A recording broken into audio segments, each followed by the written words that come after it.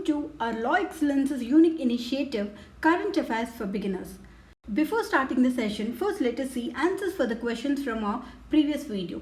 The first question is, consider the following statements. GST Network is a non-profit organization formed to provide IT infrastructure and services to the central and state governments for implementing GST. Yes. The second statement is, the Government of India holds 51% stakes in GST Network. In our yesterday's video, while seeing about the shares that were owned by government and the states as well as private institutions in this GST network, there we have seen that central government owns 24.5%, whereas the states 24.5% and the private institutions own 51%, giving them the major shareholding. But in 2018, the cabinet has approved, even the GST Council has approved to change this position.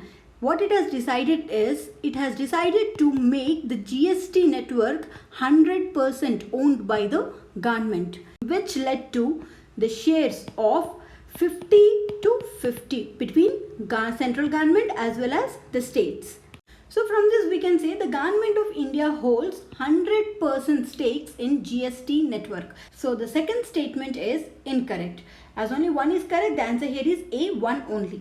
The next question is, which of these countries are not members of Nuclear Suppliers Group? This Nuclear Suppliers Group has 48 members as its member nations. Here let us see India, Bangladesh, South Africa and Russian Federation. We know that India is not a member of Nuclear Suppliers Group, so we can eliminate this option D, and even Bangladesh is not a member of NSG. Only South Africa and Russia were members of this NSG here. So the answer is 1 and 2 only. Now let's start today's session, and these are all the articles from which we have picked topics to discuss in our today's video. And the download link for notes is available in both PDF as well as in document format in the description below. And these are the topics that we picked from those articles and we are going to discuss now in this video. Our first article is, United Nations Security Council has designated Masood Azhar as global terrorist. The United Nations Security Council 1267 Committee has listed the Jaish-e-Mohammed founder Masood Azhar as designated terrorist.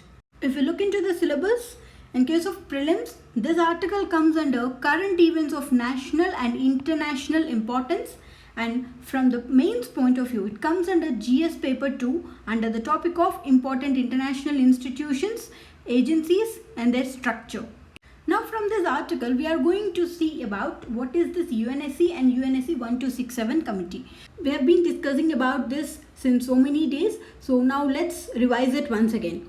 First thing is UNSC, United Nations Security Council. It is one of the 6 principal organs of United Nations that is charged with the responsibility to maintain international peace as well as security. Then what are the powers of this United Nations Security Council? It has the functions and powers to establish peacekeeping operations and to establish international sanctions against the members who are not in line with those measures, and to authorize military action against the aggressor nation, and it recommends the admission of new members into the council, and it will ask the member nations to impose economic sanctions on the aggressor, and it elects the judges of International Court of Justice. These are the powers and functions of United Nations Security Council, and its powers are exercised through its resolutions. And this council consists of 15 members, of which 10 are non-permanent and 5 are permanent members. And these 5 permanent members are Russia, UK, US, France and China. And these 5 members were having veto power, which they can use even in case of admission of new member states or candidates for Secretary General.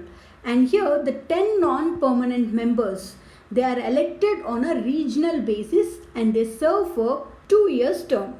And if we look into the decision making process, because here there are permanent members and non-permanent members, but the permanent members were having veto power. Using this veto power, they can hold any decision from being accepted by the council. As I said, its powers are exercised by passing resolutions. In this way, the UNSC has passed a resolution known as UNSC 1267 resolution, which created UNSC 1267 Sanctions Committee. And this committee will look into the matters of individuals as well as entities or organizations that are dealing with Al-Qaeda.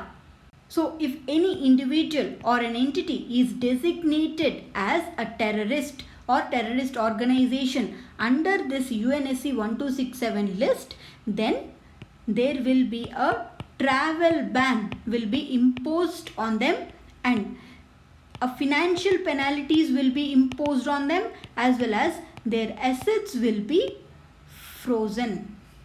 Now let's see a previous year prelims question that appeared in 2014 with regard to this United Nations Security Council. Which one of the following statements regarding the veto power in the Security Council is correct according to the United Nations Charter? The decisions of the Security Council on all non-procedural matters must be made by an affirmative vote of 9 members, including the concurrent votes of permanent members of the Council. If it is through consensus, all 15 members should accept, and only 5 permanent members were having veto power. And so this first statement is incorrect. It's not 9 members. Every permanent member of Security Council can prevent any decision from being accepted by vetoing it. Yes, just now we have seen that it is the veto power. As the question is, which of the following is correct? The answer is B. The next article is Government Gate to Sustain Cities Growth Story. Citing the report of Oxford Economics, the World Economic Forum has said Hyderabad is one of the 10 fastest growing Indian cities. If you look into the prelim syllabus, it comes under Economic and Social Development, and in case of mains, it comes under GS paper 3 under the topic of infrastructure. So from the prelims point of view, we are going to see about the World Economic Forum that is mentioned in this article. This World Economic Forum is established in 1971 as a non-profit organization, and it is headquartered in Geneva of Switzerland with an objective to engage the political, business and other leaders of the society to shape global, regional and industry agendas. It is an international organization that promotes public-private cooperation. This is very important. It promotes public-private cooperation. Here it engages the foremost political, business and other leaders of the society to shape global, regional and industrial agendas. It provides a platform for the world's 1,000 leading companies to shape a better future. In case of this World Economic Forum, what is important is we should know what are all the reports that were released by this World Economic Forum. It releases Global Competitiveness Report, Global IT Report, Gender Gap Report, Risk Report and Travel and Tourism Report. Now let's see a prelims question that appeared in 2017. Which of the following gives Global Gender Gap Index ranking to the cities of the world? It is World Economic Forum. The next article is the cost of resistance. Here, according to a report from Interagency Coordination Group on Antimicrobial Resistance, an uncontrolled antimicrobial resistance will have a huge economic impact across the world. This is what is said in this report. In case of prelims, it comes under current events as well as general science. And from the mains point of view, this article comes under GS paper 2 under the topic of governance, and the subtopic is issues relating to health, and it also comes under GS paper 3 under the topic of science and technology. Now, from the prelims point of view, from this article, we should know about this antimicrobial resistance. What is this AMR, antimicrobial resistance? According to World Health Organization, antimicrobial resistance means here the microorganisms will have the ability to resist an antimicrobial drug which was once able to treat an infection that was caused by this microorganism. This will happen when the microbes like bacteria, virus, fungi and parasites, they become resistant to these drugs like antibiotics, antivirals, antimalarials, and these microorganisms which are resistant to the antimicrobial drugs are known as superbugs.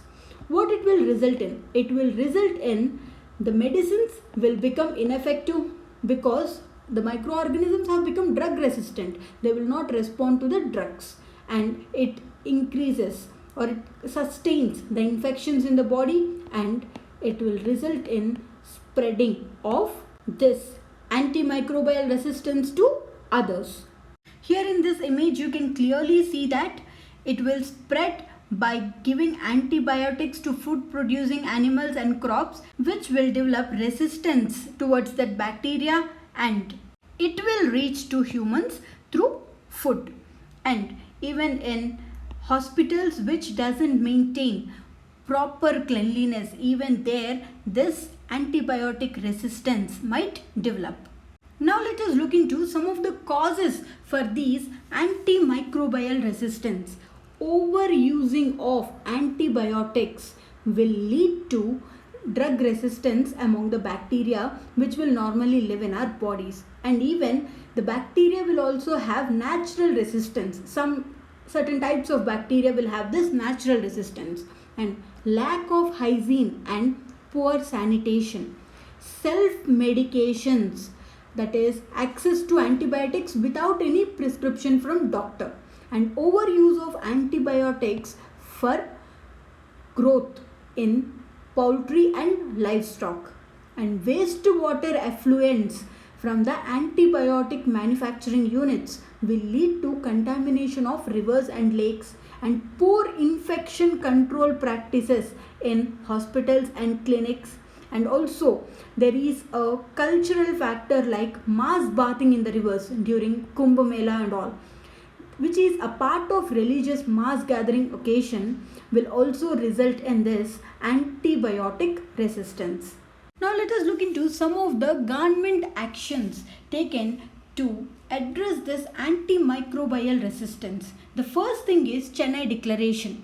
This has called to formulate an effective national policy to control the rising trend of antimicrobial resistance and ban the over-the-counter sale of antibiotics, that is, buying the antibiotics without doctor's prescription. The next thing is National Program on Containment of Antimicrobial Resistance. This was launched under 12th 5-year plan to meet the obligations of this Chennai Declaration. The next thing is National Action Plan on Antimicrobial Resistance, which is the Delhi Declaration. This is launched to change the prescription practices and consumer behavior in order to improve the infection control and antimicrobial surveillance systems.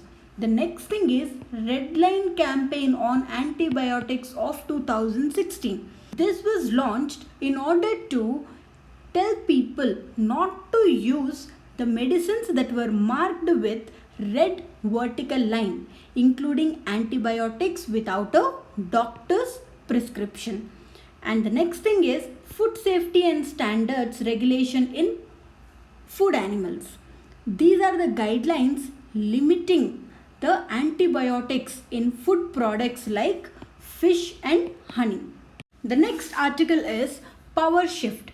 This article talks about the recent Madras High Court ruling on the extent of powers of Lieutenant Governor of Puducherry. In our yesterday's video, we have seen about Article 239A and also about the Lieutenant Governor. Today we will see about the powers of the Lieutenant Governor and what is this Article 239AA that is mentioned in this article. In case of prelims, this article comes under Indian polity and governance, and here in case of mains, it comes under GS paper 2 under the topic of separation of powers between various organs, dispute redressal mechanisms and institutions. Now let's see about the powers of the Lieutenant Governor. In our yesterday's article, we have said that the government through its 14th Constitutional Amendment Act, that is the Government of Union Territories Act of 1963, has inserted an article known as Article 239A that resulted in the Legislative Assembly of Puducherry with a Council of Ministers to govern the Union Territory of Puducherry. And it says that the Union Territory will be administered by the President of India through an administrator, whom here is known as Lieutenant Governor. And now we'll see what are all the powers of this Lieutenant Governor under this Act. The first thing is Section 44 of this Government of Union Territories Act of 1963. The Section 44 says the Council of Ministers headed by the Chief Minister will aid and advise the administrator in exercising his or her functions. And this section also allows the Lieutenant Governor to act in his discretion. And in case of a difference of opinion, the administrator should refer the issue to the President for decision. And in case of any emergency, the administrator can take immediate action if he or she feels necessary. The next thing is Section 22 of this Act. This Act says prior sanction of the administrator is required for certain legislative proposals. And Section 23 of this Act makes it mandatory on part of the Union Territory governments to seek recommendation of the Lieutenant Governor before moving a bill or an amendment to provide related to imposition, abolition or regulation of any tax, and amendment of law with respect to any financial obligations and anything that has to do with the consolidated fund of the Union Territory. So it is mandatory for the Union Territory government to get the recommendation of the Lieutenant Governor before moving any bill. Here the Lieutenant Governor can either grant or withhold his assent or send back it for reconsideration or reserve it for the consideration of President to the bill passed by the legislature. Whereas this Article 239A says that the legislature of Union Territory of Puducherry is supreme over the administrator in case of this administration in Union Territory of Puducherry. The next thing is Article 239AA. This article was inserted through 69th Amendment in 1991 in the Constitution in order to administer Delhi. And this has granted special status to Delhi among the Union Territories, and it even provided for the setup of Legislative Assembly and a Council of Ministers responsible to this assembly. And it has a provision that demarcates the responsibilities between the Lieutenant Governor and the Council of Ministers. Here, public order, police and land in the National Capital Territory of Delhi are under the domain of the Lieutenant Governor, whereas this Assembly of Delhi can legislate on all the matters that were there in state list and concurrent list. The associated executive functions of the state of the Union Territory will be carried out by the Lieutenant Governor with the aid and advice of the Chief Minister and his Council of Ministers. In case of a difference of opinion between the Lieutenant Governor and the Council of Ministers, the matter will be referred to the President of India. The next article is Beyond Khalistan. This article, from the prelims point of view, it comes under the current events of national international importance and also under the history of India and Indian national movement. And in case of GS2, it comes under this topic of Indian diaspora and the effect of policies and politics of developed and developing countries on India's interests. This article says India and Canada relations should be based on mutual cooperation and it should be beyond Khalistan issue. So from the prelims point of view, we should know what is this Khalistan issue. Khalistan literally means land of pure. It is a Sikh national movement to establish a separate homeland for the Sikhs in India-ruled Punjab. The next article is the smokescreen of an infiltrator-free India.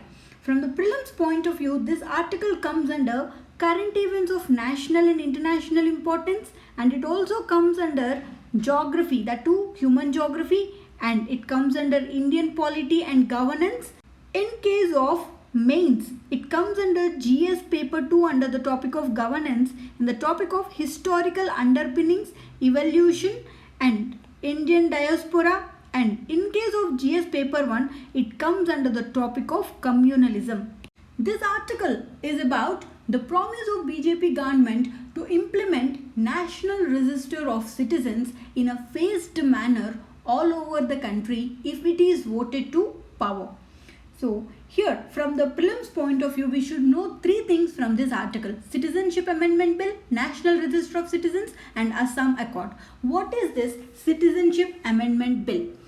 It amends the Citizenship Act of 1955 in order to allow illegal migrants from certain communities, minority communities like Hindu, Sikh, Buddhist, Jain, Parsi and Christian in Afghanistan, Bangladesh and Pakistan in order to make them eligible for Indian citizenship. And this bill also seeks to reduce the minimum years of residency in India to apply for citizenship to 6 years from the present 11 years to these migrants. And these provisions were not extended to illegal Muslim migrants from these countries. The next thing is National Register of Citizens. What is this? This is the list of Indian citizens in Assam. Only Assam state has this National Register of Citizens. This is prepared in 1951 following the census of 1951 in order to record the citizens, their houses and their property. And from Assam agitation that took place between 1979 to 1985, there is a demand to update this National Register of Citizens to make sure who are the genuine citizens of the country in order to remove the foreigners, especially from Bangladesh, by considering them as illegal migrants. The next thing, Assam Accord. What is this Assam Accord? It is a memorandum of settlement that was signed between the representatives of Government of India and the leaders of Assam movement in 1985 in order to update this NRC. If we look into the features of this Assam Accord, all the foreigners who have entered Assam between 1951 to 61, they will be provided with full citizenship, including right to vote. Whereas for the people who entered between 1961 to 71, they will be provided only with citizenship and no right to vote for 10 years. Whereas people who had entered post 1971, they should be expelled and deported according to this Assam Accord. And to implement this, the Citizenship Act of 1955 was amended. And this accord has another provision to establish foreign tribunals to detect and deport illegal migrants in Assam to their countries. The next article is Religious Freedom on Decline in India, says US panel. Here this article, from the prelims point of view, it comes under current events of national and international importance. And in case of mains, it comes under GS paper 2 under the topic of international institutions, agencies and their structure and mandate. According to this article, the United States Commission on International Religious Freedom in its 2019 report has said that there is decline in religious freedom in India. There is a decline of religious freedom in India, and it had listed India in Tier 2 countries list. So from the prelims point of view, we should know about this organization and what is meant by religious freedom first, and what is the country of particular concern and Tier 2 list that were mentioned in this article. First, let us see what is religious freedom. It is the right to believe or not to believe a religion according to one's conscience. And it even includes the freedom of thought, conscience, expression, association and assembly. This religious freedom is the necessary component to defend a country's democracy and freedom across the world, and it is a vital element for national security to ensure more peaceful, prosperous and stable world. Now let us see about this commission. US Commission on International Religious Freedom is an independent, bipartisan US federal government commission. I'll tell you what is meant by bipartisan. And this is created by International Religious Freedom Act of 1998. It is dedicated to defend and monitor the universal right to freedom of religion or belief in the abroad, in the other countries. So it uses international standards to monitor the religious freedom violations across the world, and it will make policy recommendations to the President, the Secretary of the State and to the Congress of US. This commissioners are appointed by the President as well as congressional leaders of both political parties. See, from this you can understand what is meant by bipartisan. There will be two political parties who are in the leaders and the other one is the opposition. These two people will be opposing their ideas, and if these two oppositional leaders, if they come into an agreement to one particular issue, that is known as bipartisan. They are cooperating in one particular issue, and in case of religious freedom, they have established this US Commission on International Religious Freedom. This commission will issue an annual report by May 1st of every year, and that report will designate a country of particular concern. Which country should be designated as country of particular concern will be recommended in that report. It will document the conditions in nearly 30 countries, and it reports on the various trends and recommends the policies to the United States government. Next thing is country of particular concern. It is the status given to countries who were guilty of particularly severe violations of religious freedom, that is a systematic, ongoing or terrible violations of religious freedom in their countries. So for those countries that were designated as a country of particular concern, this International Religious Freedom Act will provide some policy options to address these serious violations of religious freedom, and these options can even include sanctions or a waiver of actions, but these sanctions were not automatically imposed. This commission has placed India on this country of particular concern and watch list in 2001, 2, 3, 4, 9 and 2010.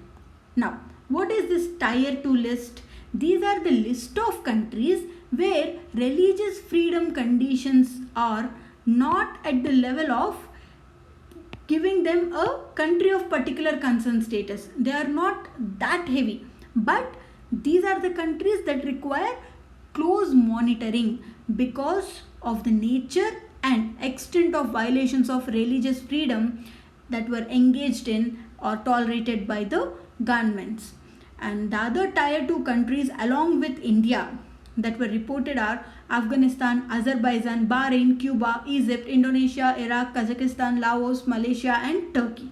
The next article is Iraq remains top oil supplier to India.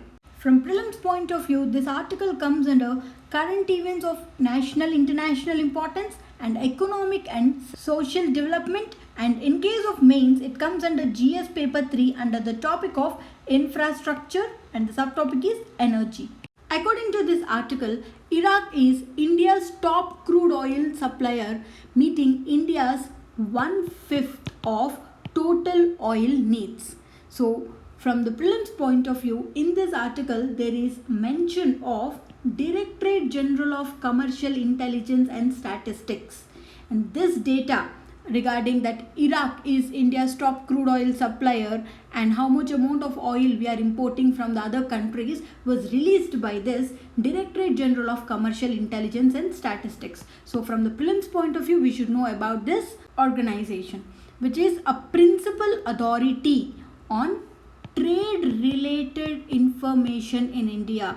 This is the principal authority to provide trade related information in India, working under the Ministry of Commerce. What are its functions? Its functions are to collect, compile and disseminate India's trade statistics and commercial information. The next article is Asian Development Bank steps up metro rail funding. In case of prelims, this article comes under current events of national international importance and also under economic and social development, and in case of mains it comes under GS paper 3 under the topic of infrastructure and the subtopic is railways. Here the Asian Development Bank is expanding its area of funding by moving into metro rail financing for Mumbai, Bhopal, Bangalore and Chennai metro projects. So from the prelims point of view, we should know about this Asian Development Bank, what are its functions, and Asian Infrastructure Investment Bank that is mentioned in this article.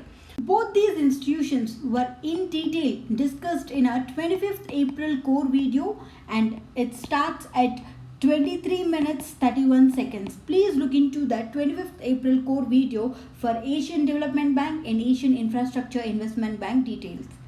Now the next article is Heritage Sites at Risk from Global Warming, says the study. In case of prelims, this article comes under this general issues of environmental ecology and climate change, and in case of mains it comes under GS paper 3. It comes under this conservation, and in case of GS1 it comes under Indian heritage and culture. According to a research published in journal Earth's Future, almost half of UN designated World Heritage Sites are under severe threat of coastal erosion and flooding due to rising sea levels because of greenhouse gas emissions. So from the prelims point of view, from this article, we should know about global warming, UNESCO, World Heritage Sites and IUCN that are mentioned in this article. First, global warming. What is it? Increase in Earth's mean surface temperature due to the effect of greenhouse gases. What are these greenhouse gases? Carbon dioxide, methane, nitrous oxide, hydrofluorocarbons, perfluorocarbons and sulfur hexafluoride. These are the main greenhouse gases. These gases will absorb long wave radiations and it will warm the atmosphere, and this process is known as greenhouse effect, and which results in changes on the planet like rise in sea level and melting of snow and land ice and elevated heat content of oceans, increased humidity. These are some of the changes on the planet, and also changes in timings of seasonal events. The next thing is UNESCO. It stands for United Nations Educational, Scientific and Cultural Organization. It has 195 members and 10 associated members. It is based in Paris of France. This is established with an objective to contribute to peace and security. How?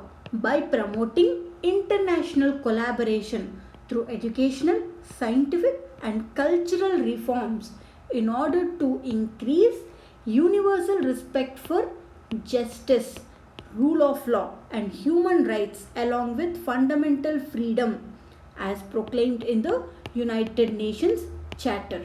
The aim of this organization is to, from the objective we can say, it is to build peace, eradicate poverty, sustainable development and to promote intercultural dialogue through education, sciences, culture, communication and information.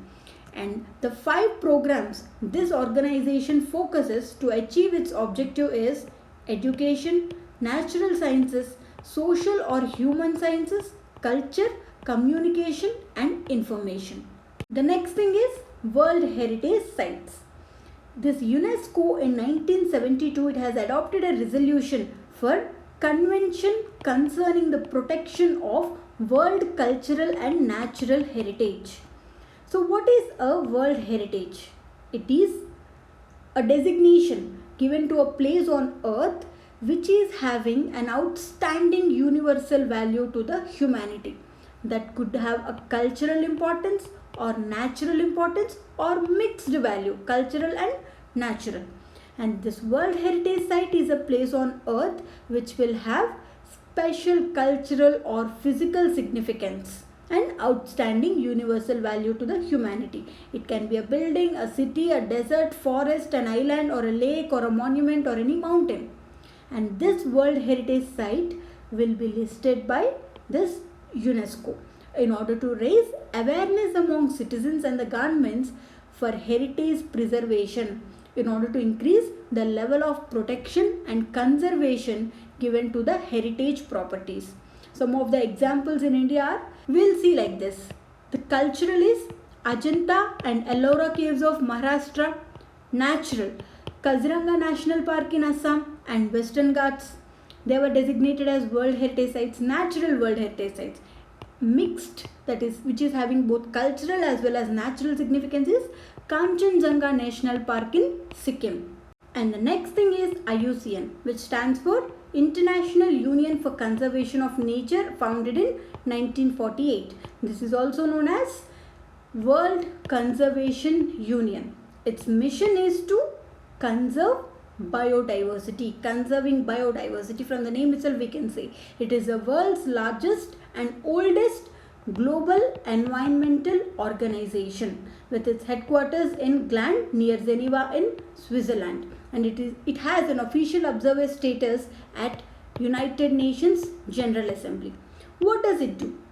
It will run field projects for habitat and species conservation across the world, and it releases IUCN Red List of Threatened Species. It produces this list, which is a system of classifying plants and animals into 9 groups based on their likelihood of extinction.